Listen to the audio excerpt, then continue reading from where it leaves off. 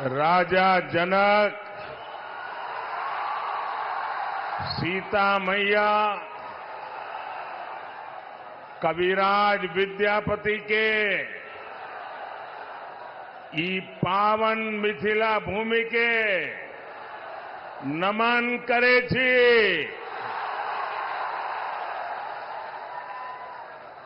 मैं दरभंगा की धरती से स्वर्गीय महाराजा कामेश्वर सिंह जी को भी प्रणाम करता हूं। एक तो मिथिला की ये पुण्य भूमि और दूसरा आप जनता जनार्दन का आशीर्वाद। इससे बड़ा जीवन का सौभाग्य क्या हो सकता है।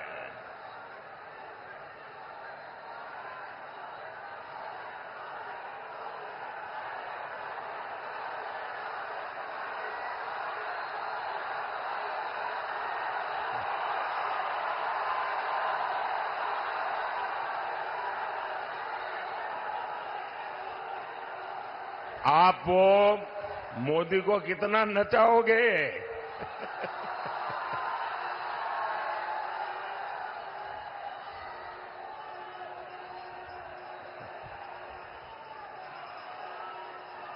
वो एसपीजी वालों को कहिए वो मोदी को कब्जा कर ले।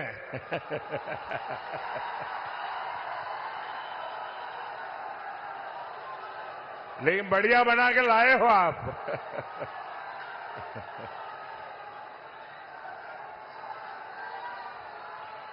आपका बहुत बहुत धन्यवाद जी। बोलिए भारत माता की, भारत माता की। ये एसपीजी वालों को दे दीजिए। हाँ।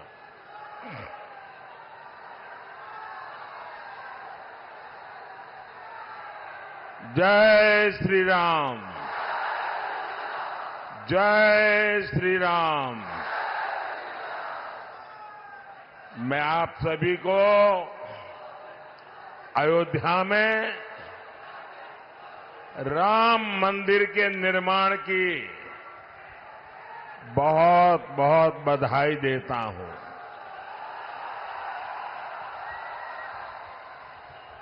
पांच सौ वर्षों के बाद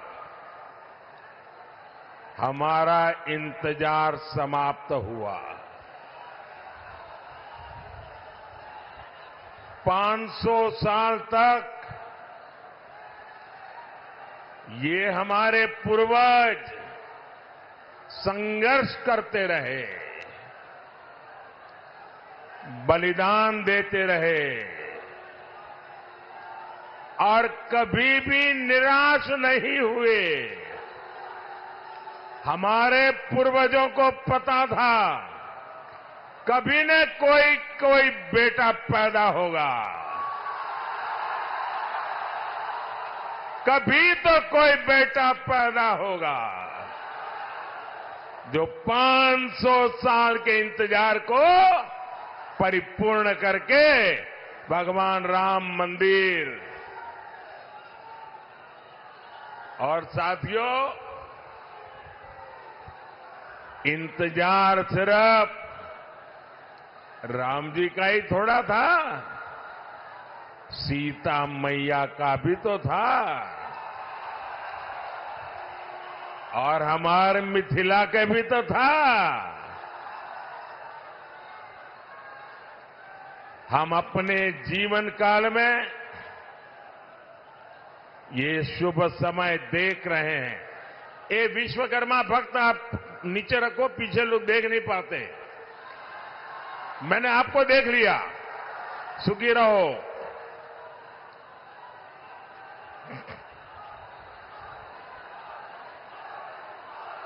ये शुभ समय,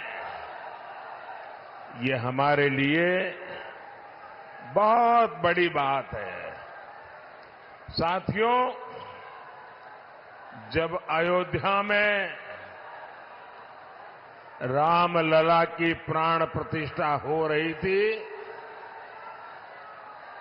तब मैंने कहा था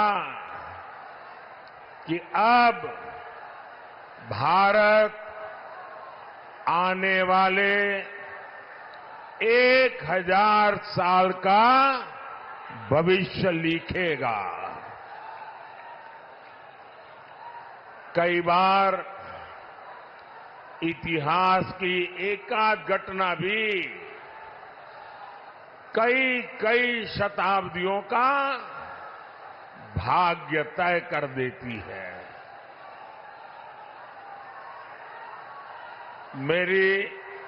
मेरी आप सबसे प्रार्थना है, देखिए जगह छोटी पड़ गई है, मैं जानता हूं आपको तकलीफ हो रही है, हो सकता है आप मुझे देख ना पाते हो, लेकिन उसके लिए हमें क्षमा करें। आराम से जहां है वहां खड़े रह करके मुझे सुनिए, और अगर आवाज कम करेंगे तो मुझे बोलने की सुविधा बढ़ेगी। तो आपके आशीर्वाद है, मैं बोलना शुरू करूं, आप शांति रखोगे? आप इतने अच्छे लोग हैं। आज से 1000 साल पहले जब पश्चिम से भारत पर हमले होने शुरू हुए थे, तब किसी ने नहीं सोचा था कि भारत 1000 साल की गुलामी में गिर जाएगा। जो बिहार देश को दिशा दिखाता था, वो ऐसे संकटों से घिरा कि सब कुछ तबाह हो गया। लेकिन साथियों, भारत के भाग्य ने आज एक बार फिर करवट ली है। बिहार के भाग्य ने एक बार फिर करवट ली है। 21वीं सदी में ये कालखंड ऐसा आया है जब भारत फिर से अपनी सारी बेड़ियां तोड़कर उठ खड़ा हुआ है। आज भारत की दुनिया में जो साख है ना, वो नई ऊंचाई पर है। आज भारत चांद पर पहुंच गया है, जहां कोई नहीं पहुंचा। 10 साल पहले हम दुनिया की 11वें नंबर की अर्थव्यवस्था थे। सिर्फ 10 साल में हम दुनिया की 5वें नंबर की अर्थव्यवस्था बन चुके हैं।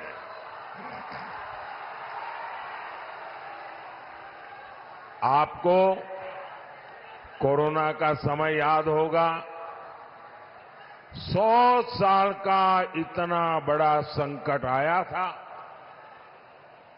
पूरी दुनिया सोचती थी भारत तो गया, भारत तो बर्बाद हो जाएगा, दुनिया भी बर्बाद करेगा। सब सोच रहे थे कि अब क्या होगा, लेकिन उस समय भारत ने दिखाया कि भारत का सामर्थ्य क्या होता है। भारत उस संकट से निकला,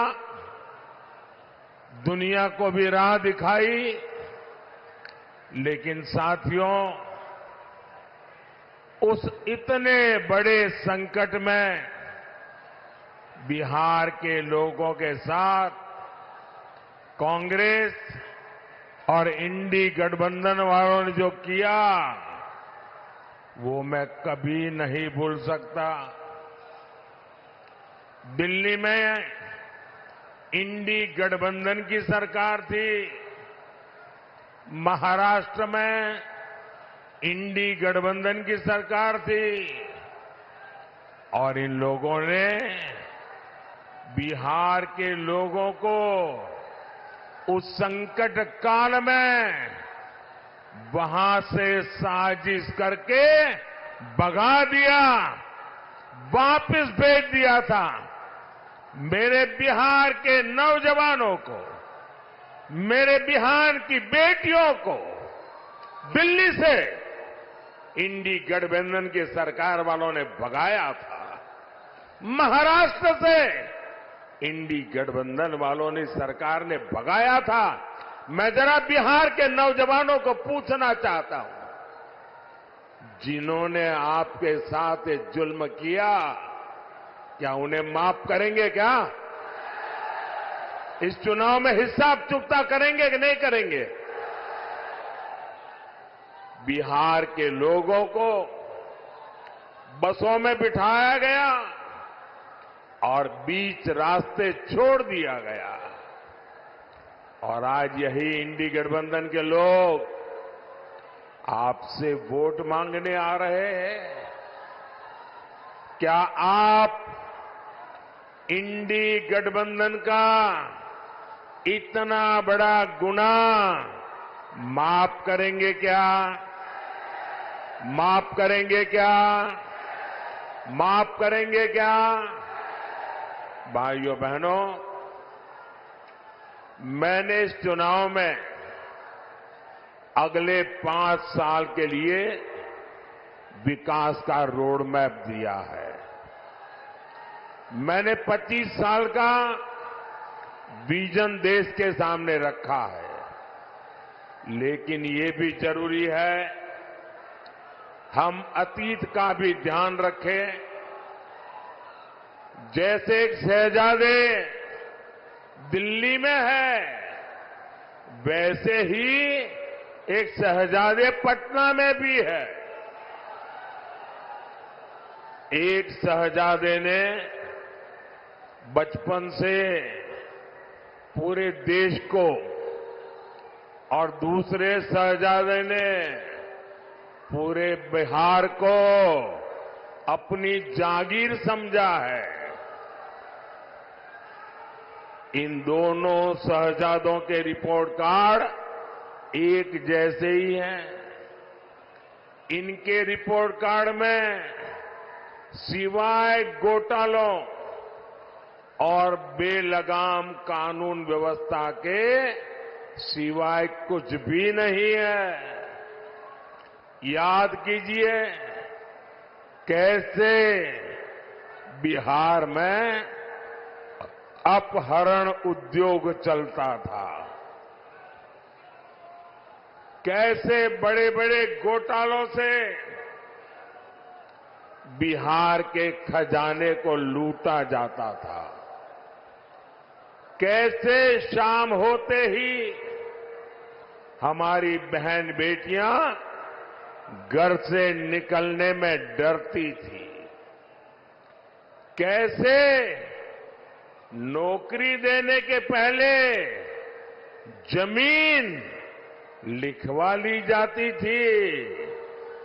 साथियों, आज नीतीश जी के नेतृत्व में एनडीए सरकार बिहार के विकास के लिए दिन रात काम कर रहा है। हमारी प्रेरणा कर्पूरी ठाकुर है,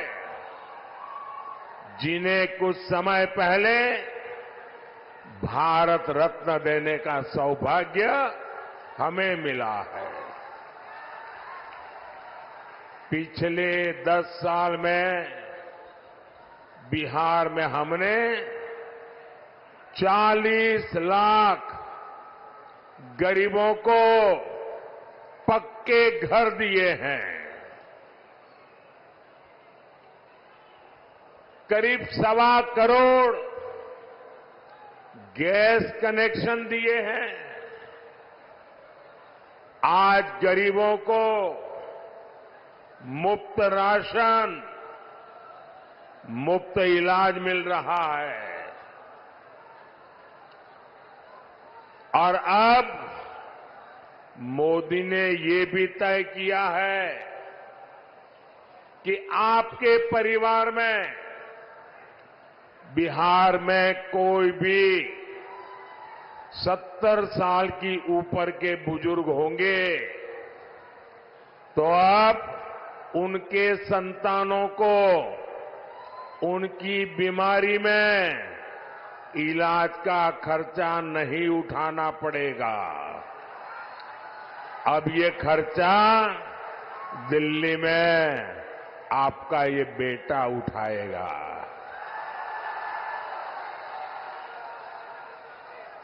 70 साल के ऊपर के हर बुजुर्ग को 5 लाख रुपए तक मुफ्त इलाज मिलेगा। मेरे बिहार के साथियों, मेरे दरभंगा के साथियों, मेरा एक काम करोगे? जरा हाथ ऊपर करके बताइए, करोगे? पक्का करोगे? देखिए, काम करना। जब आए भी इन दिनों गांव-गांव जाते होंगे, मोहल्ले में जाते होंगे, छोटी छोटी बस्तियों में जाते होंगे, अगर वहां पर कोई परिवार ऐसे आपके ध्यान में आ जाए जिनको अभी पक्का घर मिलना बाकी है, गैस का कनेक्शन मिलना बाकी है, नल से जल का कनेक्शन बाकी है, आयुष्मान का कार्ड नहीं पहुंचा है, तो उनको कह देना कि मोदी जी की गारंटी है 4 जून के बाद, नई सरकार बनने के बाद हम 3 करोड़ नए घर बनाने वाले हैं। तो आप मेरी तरफ से उन सब परिवारों को गारंटी दे देना, मेरे लिए तो आप ही मोदी है। साथियों, दरभंगा का एयरपोर्ट हो, रेलवे स्टेशन हो, अमृत भारत ट्रेन हो, आधुनिक सड़कें हो, हर तरफ काम हो रहा है। दरभंगा एम्स की अड़चनों को भी दूर किया जा रहा है। साथियों, जब विकास की बुनियाद मजबूत होती है, तभी उद्योग और रोजगार पैदा होते हैं। यहां दरभंगा में आईटी पार्क भी बना, जिससे युवाओं के लिए नए अवसर पैदा होंगे। मिथिला में मखाना, लीची और आम खूब होता है। अच्छी सड़कों और इंफ्रास्ट्रक्चर से इसका एक्सपोर्ट दुनिया भर में बढ़ेगा। यहां के मखाने को दुनिया तक पहुंचाने के लिए हमारी सरकार ने मखाने को जीआई टैग दिया है। साथियों, हमने बिहार में महिला स्वयं सहायता समूहों को 42,000 करोड़ रुपए की सहायता बैंकों से दी है। 42,000 करोड़ रुपया। दरभंगा, मधुबनी में 11 लाख महिलाएं इन समूहों से जुड़ी है। दरभंगा में इन बहनों ने शिल्प ग्राम की शुरुआत भी की है और आपकी मधुबनी की पेंटिंग का प्रचार तो खुद मोदी पूरी दुनिया में करता रहता है। आज आगे बढ़ती हमारी बहनों की ये खुशी, यही मोदी को मेहनत करने का हौसला देती है। साथियों, आपको पता है कि संविधान ने लंबी चर्चा के बाद हमारा संविधान बना, तब एक मुद्दे पर सबसे ज्यादा चर्चा हुई थी। बाबा साहब आम्बेडकर थे, डॉक्टर राजेंद्र बाबू थे, देश के बड़े बड़े विद्वान थे और संविधान में धर्म के आधार पर आरक्षण देना कि नहीं देना, इस पर गंभीर चर्चा हुई और बाबा साहब के नेतृत्व में संविधान सभा ने 75 साल पहले तय किया कि हमारे देश में धर्म के आधार पर आरक्षण नहीं दे सकते हैं, देश को फिर से नहीं बांट सकते हैं। बाबा साहब आम्बेडकर ने इसके विषय में खुलेआम वकालत की कि धर्म के आधार पर आरक्षण नहीं होगा। इतना ही नहीं, पंडित नेहरू ने भी धर्म के आधार पर आरक्षण का विरोध किया। लेकिन अब जब हमारे गरीब एससी, एसटी, ओबीसी का कांग्रेस से मोहभंग हो गया है, तो कांग्रेस नेहरू जी की भावना के खिलाफ जा रही है, बाबा साहब आम्बेडकर के पीठ में छुरा भोंक रही है, संविधान को तोड़ने मरोड़ने में लगी है। कांग्रेस लगी हुई है कि ओबीसी कोटे को कम करके धर्म के आधार पर उसमें से डाका डाल के मुसलमानों को आरक्षण दे दिया जाए। दलितों के आरक्षण में से डाका डालो, आदिवासियों के आरक्षण में से डाका डालो और कांग्रेस की साजिश में आरजेडी भी कंधे से कंधा मिलाकर चल रही है। 2007 में बिहार के शहजादे के पिताजी ने मुस्लिमों को ये आरक्षण में से निकाल करके कोटा देने की बात कही थी। रेल मंत्री के रहते हुए उन्होंने रेलवे अधिकारियों को कहा था कि मुस्लिमों के लिए कोटे का इंतजाम किया जाए। सोचिए, ये एससी, एसटी, ओबीसी का आरक्षण छीनकर को मुस्लिमों को देना चाहते हैं। आप मुझे बताइए, धर्म के आधार पर ओबीसी, एससी, एसटी आरक्षण अगर कटेगा तो यादव, कुर्मी, इन समाज का हक भी बचेगा क्या? सब कुछ खत्म हो जाएगा। पासवान, मुसहर, रविदास, दानुक समाज के हक पर ये डाका डालने में उसकी फिराक में है। साथियों, मैं पिछले 12 दिनों से कांग्रेस को और उनके चट्टोपट्टों को आरक्षण के मुद्दे पर चुनौती दे रहा हूं।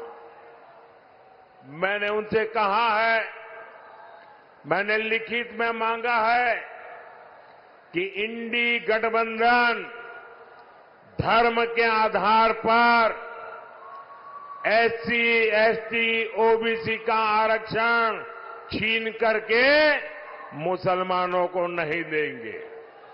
धर्म के आधार पर आरक्षण के लिए संविधान के साथ खिलवाड़ नहीं करेंगे, लेकिन इनके पेट में पाप है। 12 दिन से मैं मांग कर रहा हूं, ये चुप बैठे हैं। साथियों, मैं आपको विश्वास दिलाता हूं,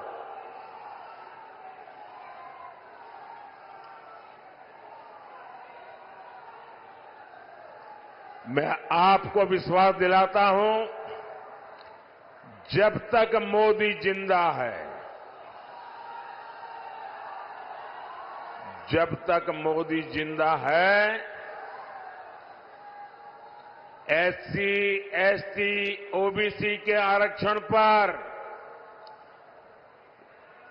कभी भी मैं खिलवाड़ नहीं करने दूंगा।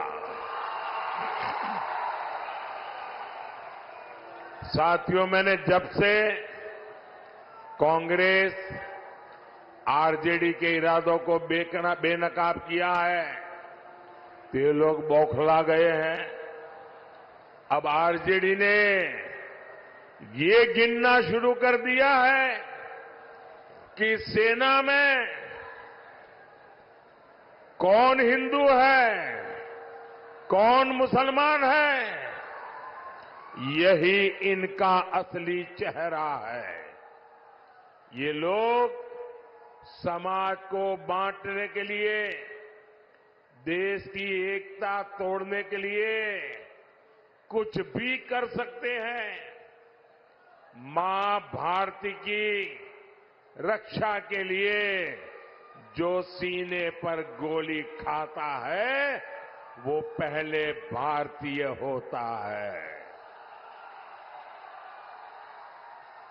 और ये आरजेडी के लोग उसे हिंदू मुसलमान की नजर से देखते हैं। मैं जरा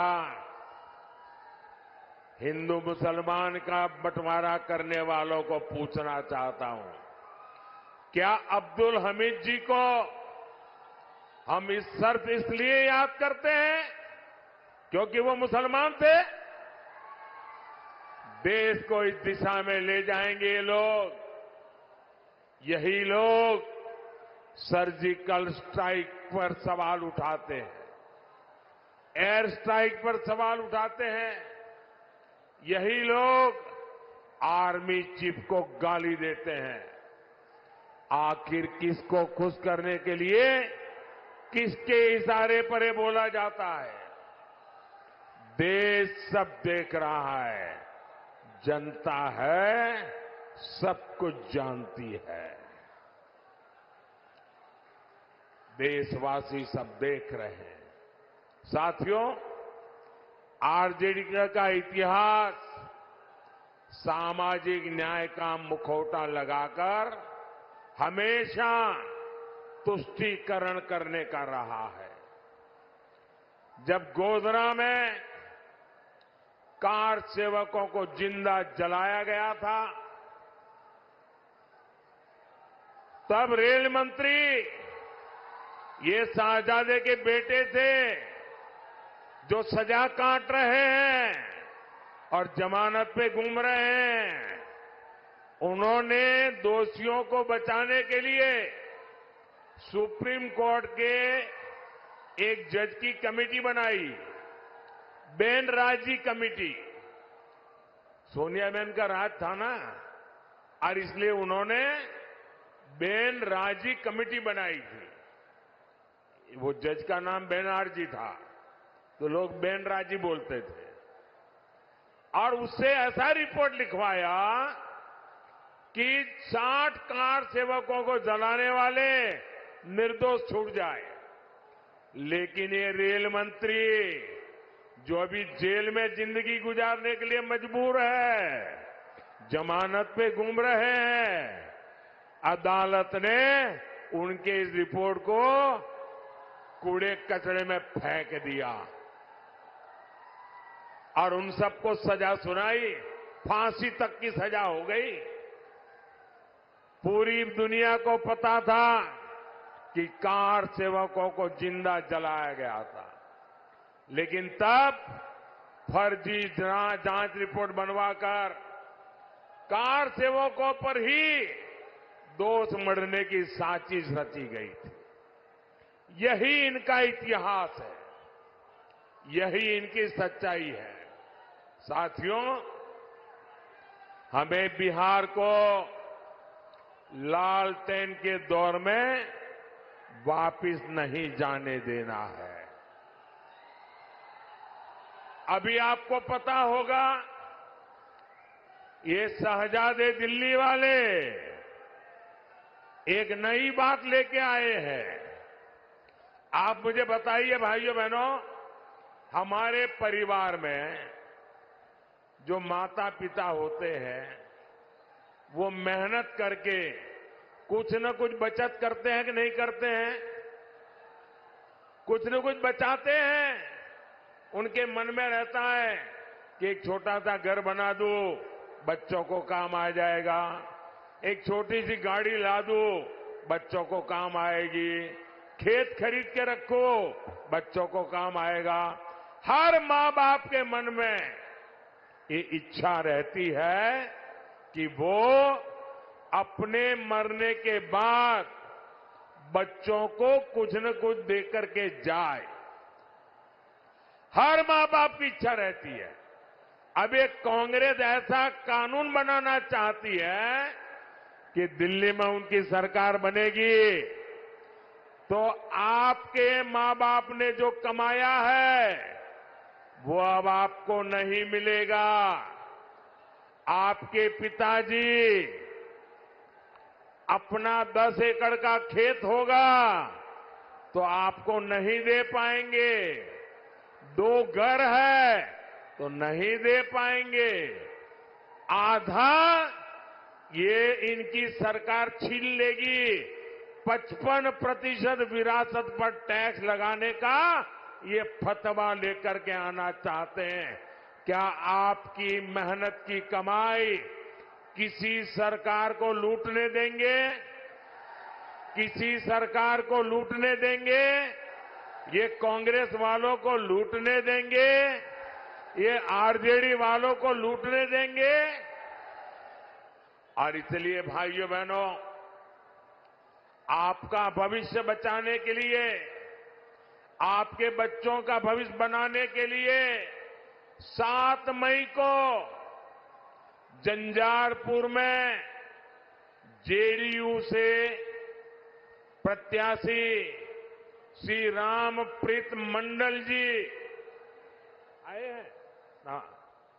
13 मई को दरभंगा में बीजेपी से श्री गोपाल ठाकुर जी और समस्तीपुर से एलजेपी की हमारी बेटी श्रीमती सांभवी चौधरी जी, पूरे हिंदुस्तान की सबसे छोटी उम्र की बेटी चुनाव लड़ रही है। आप सब आशीर्वाद दीजिए, ये हमारी बेटी तो जीतनी ही चाहिए। 20 मई को मधुबनी में बीजेपी के श्री अशोक कुमार यादव जी को, ये हमारे इन सभी साथियों को भारी संख्या में वोट दीजिए और जब आप उनको वोट देंगे ना, तो ये वोट सीधा सीधा मोदी के खाते में जाएगा।